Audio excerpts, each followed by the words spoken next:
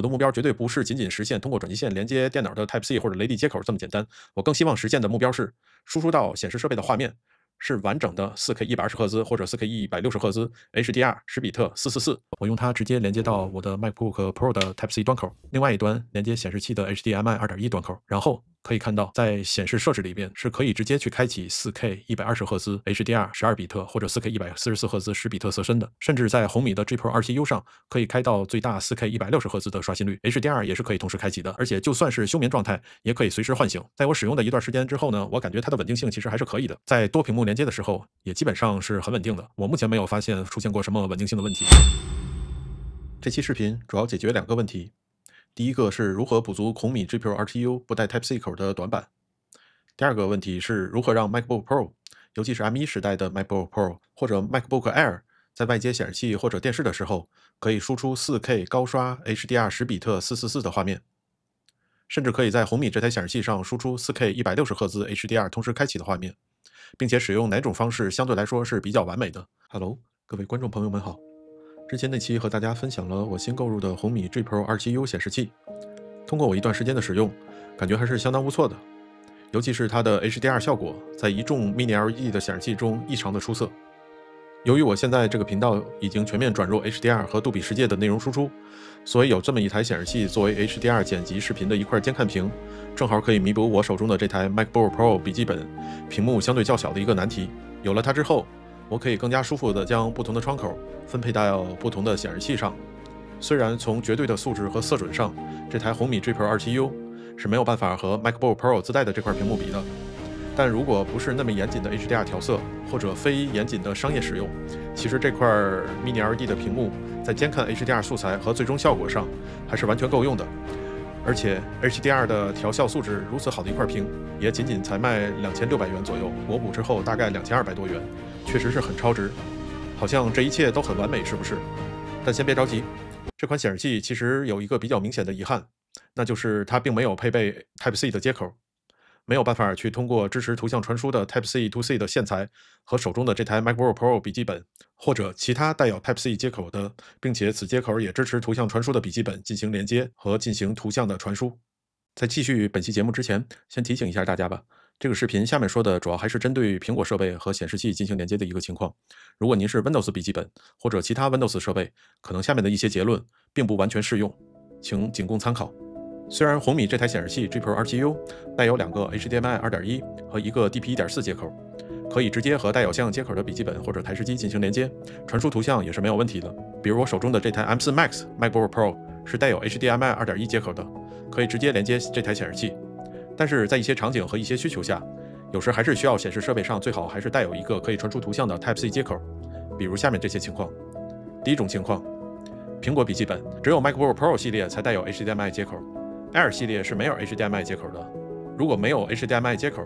笔记本是没有办法直接通过 HDMI 线材和屏幕进行连接的，只有通过笔记本上的 Type-C 或者其他视频端口和显示设备进行连接。并且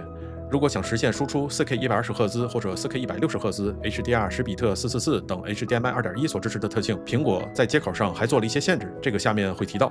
第二种情况，就算是苹果的 MacBook Pro 系列笔记本，也只有从 M2 Pro 或者 M2 Max 的机型才开始配备 HDMI 2.1接口，之前的 HDMI 都是 2.0 接口，就算是通过 HDMI 2.1线材和显示器的 HDMI 2.1接口进行连接，也无法实现 4K 160赫兹 HDR 10比特444等特性，最多只能达到 4K 60赫兹，同时它的颜色模式可能也没有办法在 4K 60的时候支持10比特444，这个下面也会提到。还有一种情况，有一些显示设备上虽然配备了 HDMI 2.1接口，但是它并不是满速的 HDMI 2.1接口，在支持的性能上可能会有一些缩水。如果这个时候显示设备上有一个全功能的 Type-C 接口，相当于多了一种连接的方式。当然今天我们先不讨论这种情况。另外呢，其实还有一种情况，就是在需要多屏连接的时候，比如我手中的这台 MacBook Pro 连接2台或者3台支持高刷的显示屏，并且还希望呢在每台支持高刷的显示屏上可以同时输出 4K 120赫兹10比特444等 HDMI 2.1支持的标准。那在这种情况下，虽然 MacBook Pro 上配备了一个 HDMI 2.1接口，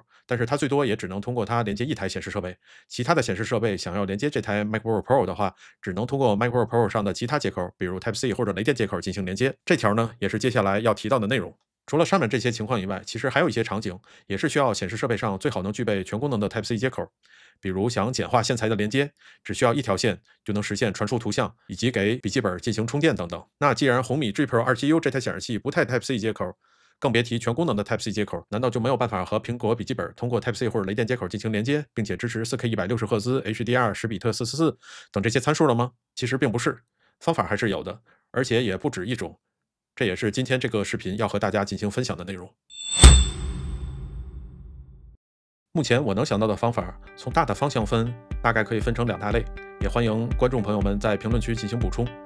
第一大类的方法呢，就是买带有 HDMI 或者 DP 接口的 Type-C 扩展坞，连接 MacBook Pro 的 Type-C 或者雷电接口，然后用扩展坞上的 HDMI 或者 DP 接口，再去连接显示器的 HDMI 或者 DP 端口。但这里呢，也要提一点，就是说这个扩展坞其实也要分成普通的 USB 3.2 10G 带宽的那种 Type-C 扩展坞，或者雷利接口的扩展坞。首先，普通的10G 带宽的 USB 3.2 的扩展坞，因为带宽的原因，一般带的都是 HDMI 2.0，甚至 HDMI 1.4的端口。这个端口是没有办法满足 4K 120赫兹高刷的要求的，甚至有些时候都没有办法满足 4K 60赫兹的输出。而另外一种雷利扩展坞呢，又分成雷电3、雷电4或者最新的雷利5扩展坞。这里面其实也只有雷利5的扩展坞才能完美的满足 HDMI 2.1或者 DP 1.4、DP 2.0的要求。但雷利5的扩展坞现在这个价格实在是太贵了，所以这个肯定是目前不会去考虑的。那就只剩下雷利3或者雷利4的一些产品了。其实不管是雷利3还是雷利4的扩展坞，它们的总带宽都是只有40G，而且呢，这里面能实际使用的带宽又不到40G，大概是30多G，并且就算是这样，雷利3和雷利4的扩展坞的价格依然也不便宜，大家一搜索就能看到了。那既然用扩展坞的方式没有办法想要达到我们的要求，那我们就看一下下面的第2类方式。那么第2种方式呢，其实也是本期视频要讲的一个重点，那就是通过转接线来实现 4K 高刷、HDR、10比特444等特性。无论是 Type-C 转 DP 的转接线，还是 Type-C 转 HDMI 2.1的转接线，其实都可以实现类似的功能，即转接线的一端连接显示器的 DP 或者 HDMI 2.1接口，转接线的另外一端呢，连接 MacBook Pro 的 Type-C 或者雷电接口。这种线市面上其实很多的，而且价格相对于第一种雷电扩展坞的方法要便宜很多。通过这种方式，可以通过一条线直接连接苹果笔记本的雷利接口或者 Type-C 接口，从而实现类似于一线通的功能。请注意，这里我用的词语叫做类似于，而不是说完全一样，所以这点要画一个重点，后面也会提到。提到这里呢，就要多说一句，苹果很鸡贼的在它的这个笔记本上的雷利接口或者 Type-C 接口上做了一些限制。苹果笔记本的这个 Type-C 口走的是 DP 协议，不是 HDMI 协议，这就意味着 DP 转接线应该有更好的兼容性。同时呢，这里我也要说一下，我的目标绝对不是仅仅实现通过转接线连接电脑的 Type-C 或者雷利接口这么简单，我更希望实现的目标是输出到显示设备的画面是完整的 4K 120赫兹或者 4K 160赫兹 HDR 10比特444或者422等特性，并且支持 VRR 等 HDMI 的特性。再退一步说，我们至少是希望可以实现 4K 120赫兹 HDR 10比特444的画面输出，让我们手中的这台高刷的 HDR 显示屏可以得到充分的利用。所以下面就涉及到了 Type-C 转 DP 和 Type-C 转 HDMI 2.1转接线分别能支持到什么规格，尤其是在苹果 M1 Pro 的电脑上，因为 M1 那一代的苹果笔记本包括 MacBook Pro 都不是 HDMI 2.1的接口。同时呢，我也想测一下，在通过转接线连接电脑桌上的这台42寸的 LG C3 OLED 电视的 HDMI 2.1接口，是否可以实现 4K 120赫兹 HDR 10比特444的画面输出，以及多屏的显示。所以基于上面这些原因呢，我就分别购买了几种转接线来测试一下。大家可以看到，在我桌子上有这么多条转接线，都是我自己购买的。下面我们就分别去测试一下这些转接线的一些兼容性，以及它能支持的特性。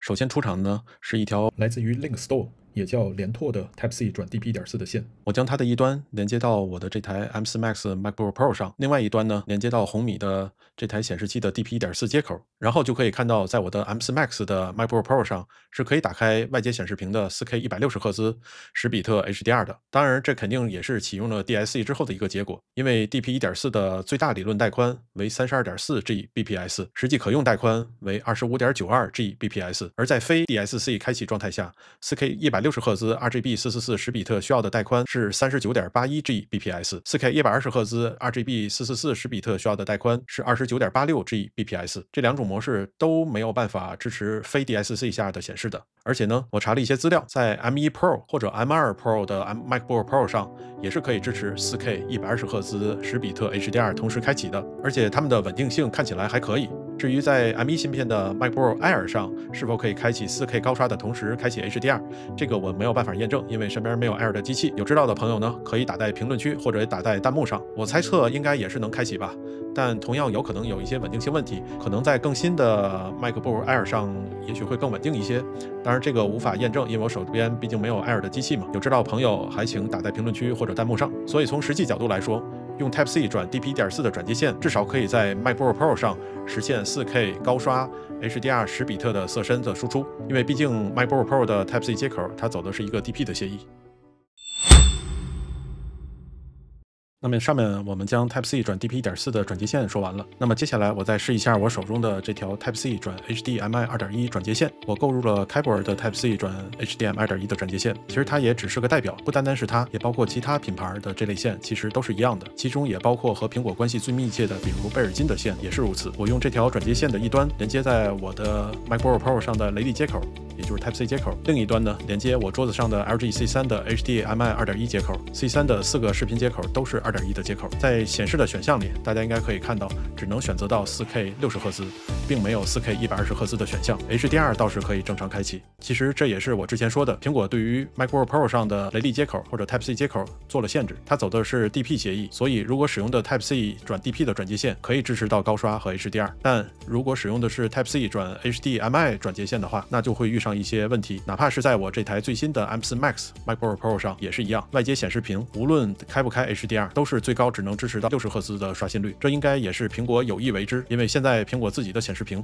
无论是 Studio Display 还是 Pro Display SDR 都是60赫兹的屏幕。假如未来苹果更新了新的显示屏，支持了更高的刷新率，是否有可能会开放 MacBook Pro 上刷新率的上限，这就不得而知了。在这里大家也可以打出你的想法，你觉得未来会不会苹果开放这个限制？同时我也提到了，我用的是苹果电脑，如果是带有雷电接口的其他 Windows 笔记本电脑，用这种线有可能是可以支持到外接显示屏的 4K 120赫兹 HDR 同时开启的。因为我手中并没有对应的 Windows 笔记本，所以也没有办法验证。观众朋友们如果知道的话，也欢迎打在评论区或者弹幕上，大家一起交流。那这是不是意味着，如果是苹果 MacBook Pro 的话，就没有办法用 Type-C 转 HDMI 2.1 的转接线来连接外接的高刷 HDR 显示屏，来实现外接屏幕 4K 120赫兹或160赫兹 HDR 10比特444同时开启呢？如果想连接家中的只有 HDMI 2.1 接口的屏幕，比如我手中的这台 LG C3， 是不是就没有办法实现在这台 C3 上开启 4K 120赫兹和 HDR 10比特的参数了呢？答案很简单 ，No。不是的，其实可以通过特制的 Type-C 转 HDMI 2.1 的转接线来实现 4K 120赫兹 HDR 10比特444同时开启的。那么我们继续。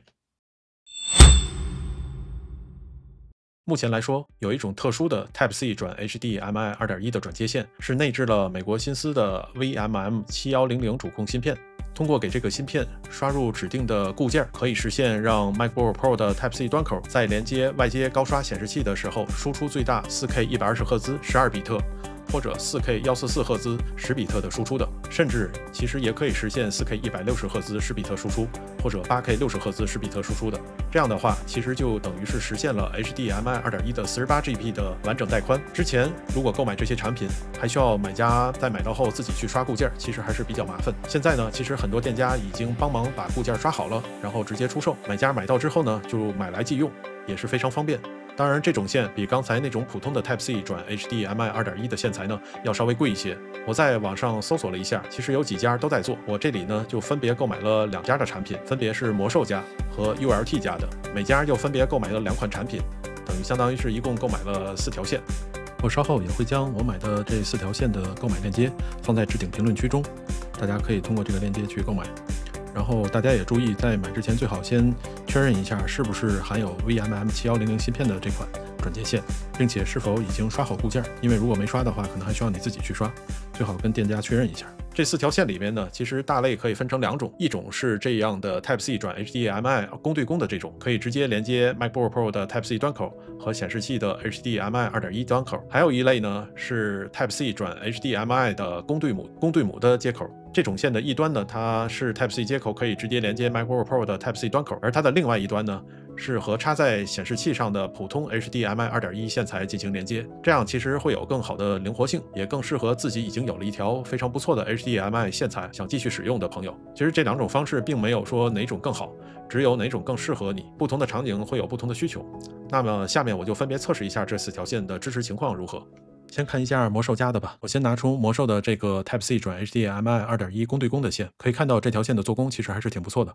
线材采用的是编织线的材质，摸起来也不算硬，柔韧度也不错。我用它直接连接到我的 MacBook Pro 的 Type-C 端口，另外一端连接显示器的 HDMI 2.1 端口，然后可以看到，在显示设置里边是可以直接去开启 4K 120赫兹 HDR 12比特或者 4K 144赫兹10比特色深的，甚至在红米的 G Pro 27U 上可以开到最大 4K 160赫兹的刷新率 ，HDR 也是可以同时开启的。但这里呢，我还是建议听从商家的建议，把分辨率和帧数固定在 4K 120赫兹或者 4K 144赫兹下去使用，因为转接线如果强行开启超出其带宽限制的模式，有可能会产生一些问题和不稳定的发生。下面呢，我再测试一下魔兽的这个 Type-C 转 HDMI 2.1 公对母的转接线，可以看到它的线材并不长，我将它的一端插到我的笔记本的 Type-C 端口，转接线的另外一端和一条已经插到显示器的 HDMI 2.1 的线进行连接。然后我可以看到，在 Mac 的显示设置中，其实也是可以完全开启 4K 120或者 4K 144的，甚至 4K 160赫兹的，同时 HDR 也是可以开启的。接下来呢，我又分别测试了 URT 家的这2条类似的线。它们的表现和魔兽家的是一样的，也是可以设置到 4K 120赫兹或者 4K 144 HDR 10比特同时开启的。这个单独的测试完成后，我又测试了一下分别连接红米 G Pro 27U 和 LG C3 的 HDMI 2.1 端口，看看这台 MacBook Pro 在多屏显示的情况下，是否也可以完美支持使用转接线去支持 4K 高刷 HDR 10比特同时开启。可以看到，在我同时用转接线连接这2块屏幕的时候，可以分别在红米 G Pro 27U 上实现最大 4K 160赫兹 HDR 10比特开启，在 LG C3 上也可以开启 4K 120赫兹 HDR， 也就是说，在多屏显示的时候，我同样是可以开启 4K 高刷和 HDR 10比特444的。甚至如果还想继续外接其他屏幕，因为我这台电脑是 M4 Max 的芯片，还可以再外接2块高刷的屏幕，也是完全没有问题的。有一点刚才忘记说了，就是在连接 LG C3 的时候，好像只能连接 HDMI 的1和2两个口，如果连接到3和4的话，好像是没有显示的，这点需要注意。然后我又测试一下睡眠状态下的唤醒功能，我相信很多朋友也对这方面比较感兴趣。其实大家可以看到，其实唤醒无论是唤醒 LG C3 还是红米的 G Pro 27U 这台显示器都是完全没有问题的，也就是说在用转接线的情况下并不会影响到显示屏的唤醒。当然这里边可能之前有一些其他朋友遇上过一些唤醒的问题，有可能是有一些个体的差异，或者有一些其他的原因。如果大家有类似的问题，不妨打在公屏或者打在评论区中，我们一起去看一下到底是什么问题。那么这个线的测试基本上就这样了。可以看到，其实这个线的作用也是因人而异的，因为如果你像我一样拥有比较新的 MacBook Pro 或者 Mac Mini， 甚至Mac Ultra， 比如 M4 Pro 的 MacBook Pro 本身它就带有一个 HDMI 2.1 的端口，所以如果只是接一个屏幕的时候，完全可以直接使用这个 HDMI 2.1 的端口进行连接。如果想外接2块屏幕的话，假设显示设备上有 DP 的端口，并且没有被占用，也可以通过相对便宜的 Type-C 转 DP 的转接线来实现 4K 高刷 HDR 10比特同时开启。当然在使用 DP 的时候，有可能是自动会开启显示屏的 DSC 功能，但是如果你手中的笔记本是比较老的苹果笔记本，比如 M1 时代的 MacBook Pro， 因为它只有 HDMI 2.0 的接口，并没有办法去支持 HDMI 2.1 的 4K 高刷 HDR 等特性同时开启，或者呢你手里有的是 MacBook Air， 它是不具备 HDMI 接口的，那就只能通过转接线的方式来实现外接屏幕高刷和 HDR 同时开启的效果。这里也一样，如果显示设备上有 DP 端口，并且没有被占用的情况下，可以尝试通过相对便宜的 Type-C 转 DP 1.4 的转接线来实现 4K 120赫兹加 HDR 的输出的，但好像也并不是太完美，并且好像即使借用一些外界软件的帮助，尤其是使用 Air 系列的笔记本，根据搜索到的一些信息，很有可能 4K 120赫兹和 HDR 是没有办法同时开启的。出现的现象是有可能在开启 HDR 的时候呢，会自动降到 4K 60赫兹。上面2种原因说完之后呢，其实在这种情况下，最好的解决方式还是使用带有 VMM7100芯片的 Type-C 转 HDMI 1.2的转接线。只要显示设备上具有 HDMI 2.1的接口，就可以实现 4K 120或者 4K 144，甚至 4K 16010比特 HDR 444同时开启。而且这种方式也不仅仅适用于 M1、M2 时代的 MacBook Pro， 也同样适用于 M1开始的 MacBook Air 笔记本。因为如果用 C 转 DP 的转接线在 Air 笔记本上，有可能你的高刷和 HDR 是没有办法同时开启的。但是如果用这种 C 转 HDMI 2.1的特殊转接线，是可以实现 4K 高刷 HDR 同时开启的。所以基于上面的这些原因，我个人感觉目前这种带有美国新思的 VMM7100主控芯片，并且说完固件之后的 Type-C 转 HDMI 转接线是一个比较完美的解决方案。它可以实现通过 Type-C 端口去输出 4K 144甚至160赫兹 HDR 10比特444，并且还是无 DSE 的一个输出方案。OK， 我们对于上面的内容做一个简单的小小的总结。首先，小米的这台 G-Pro 27U 是完全可以通过转接线的方式来补足没有 Type-C 接口的缺憾的。其次呢，苹果的 MacBook Pro 如果想外接屏幕，并且想实现 4K 高刷 HDR 10比特444同时开启的话，最直接的方式是购买这种带有 HDMI 2.1接口的机器，比如像 M4 Pro 或者 M4 Max 芯片的 MacBook Pro。但这都是需要可能大量的资金的投入，比如你还在用老的机器，那可能你需要花钱才能实现，而且需要花很多的钱。那如果你不想花钱升级设备，又想实现外接显示器实现 4K 120赫兹或者144甚至160 HDR 10比特444同时开启，就必须要通过转接线的方式才能实现。而对于转接线来说，如果使用 Type-C 转 DP 1.4的转接线，并且使用的是 MacBook Pro 的话，可以基本达到预期的目标。虽然会开启 DSE 传输，但效果其实还是可以的。而如果是 MacBook Air 的机型的话，可能不太稳定，甚至可能会出现开启 HDR 的时候会自动变成 4K 60赫兹。而且这种情况呢，也需要你保证显示设备上必须要有 DP 1.4的端口。如果像我桌上的这台 LG C3 电视，并没有 DP 端口，只有 HDMI 2.1端口，就没有办法使用 DP 转接线了。并且大家应该也知道 ，DP 1.4的最大带宽其实只有32G bps， 并没有 HDMI 2.1的48G bps 那么高，支持的上限也会偏低。这方面如果有什么需要更正的话，也欢迎大家打在公屏上或者评论区。而如果不使用 Type-C 转 DP 1.4的转接线，而使用普通的 Type-C 转 HDMI 2.1的转接线的话，比如像我刚才说的这条开普尔的 Type-C 转 HDMI 转接线，其实贝尔金的也是一样，因为苹果的雷电或者 Type-C 接口走的是 DP 协议，以及苹果本身的一些限制，因此用这种普通的 C 转 HDMI 2.1转接线，无论这个外接的显示器是不是支持高刷新率，最大的刷新率也只能到 4K 60赫兹。那么重点来了，目前个人觉得比较完善的解决方式，其实就是通过我说的这种稍微有一些特殊的、带有美国新思的 VMM7100芯片的 Type-C 转 HDMI 2.1转接线，并且呢刷好相应的固件，无论这种公对公的一条直接连接显示屏的，还是这种公对母的可以通过连接显示器接口上的 HDMI 2.1线材的，只要显示设备支持高刷，并且带有 HDMI 2.1接口，就可以支持 4K 120甚至 4K 144甚至 4K 160 HDR 10比特同时开启，而且就算是休眠状态也可以随时唤醒。在我使用的一段时间之后呢，我感觉它的稳定性其实还是可以的。如果大家注意观察，其实可以发现，在我上期红米 G-Pro 27U 的开箱和体验视频中，有一些视频其实就是通过这个线同时连接红米显示器 G-Pro 27U 和这台 LG C3 进行画面对比的。我用的就是这种转接线，在多屏幕连接的时候也基本上是很稳定的。我目前没有发现出现过什么稳定性的问题。其实无论是哪种转接线的方式，都是没有办法通过这根线给 MacBook Pro 或者其他笔记本电脑充电的。MacBook Pro 必须要自己插上电源充电，这也是为什么我在之前的视频里提到，能够实现类似于全功能 Type-C 功能输出，而不是完全的 Type-C 功能输出。其实还有一点可能需要跟大家分享，就是说不单单是使用转接线的时候，也包括通过普通 DP 或者 HDMI 线材连接的时候，如果将 MacBook Pro 合上，只用这个外接屏幕的话，一定要确保 MacBook Pro 有电源接入，否则你在外接显示屏上是看不到图像的。就像这样，如果 MacBook Pro 在非合盖的状态下，是可以不用接入电源来输出到外接显示器的。我猜测这点可能主要是因为在 MacBook 合盖的时候，它的输出的功率可能会降低，无法直接支持外接显示屏的一个输出，所以需要给 MacBook Pro 插上电源。好了，其实视频到这里，本期想和大家分享的内容也差不多了。本期的内容应该还是对于那些还在使用 M1 或者 M2 时代的 MacBook Pro 或者 Air 甚至 Mini 的用户会更有帮助。通过转接线的方式，同样可以输出 4K 高刷 HDR 10比特444的画面，最大程度利用好手中的显示设备。因为时间有限和手中的设备不全，难免会有一些纰漏。也欢迎各位观众，如果发现哪里说的不太准确，可以在评论区或者在弹幕中及时的进行更正。